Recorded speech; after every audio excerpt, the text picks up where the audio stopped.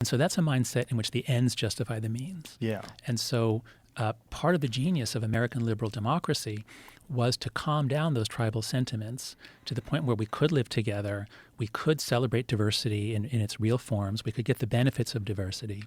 And that was all possible when we didn't feel that the other side was an existential risk to the country, that if the other side gets in, it's going to be the end. And that's a very powerful image. And that's an image that helped Donald Trump win.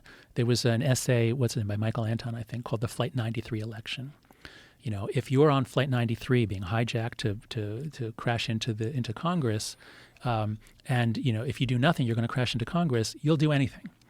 And so he framed it as a sort of a Hail Mary pass that, you know, patriotic Americans were supposed to vote for Donald Trump.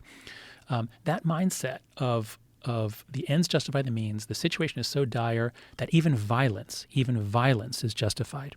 That is really frightening. Yeah. And that's my concern, is that we could be headed that way. We have not had much political violence. There's been an uptick, but, you know, not very little compared to, say, 1968 to 73. That period was much more violent. So I'm hopeful we'll avoid that. But this, you know, once you say the ends justify the means, and we can cheat, we can lie, we can subvert the company's purpose because the end we're fighting for is so noble, well, Right. the other side's going to do the same thing. Right. And before you know it, your culture war becomes a real war. Yeah.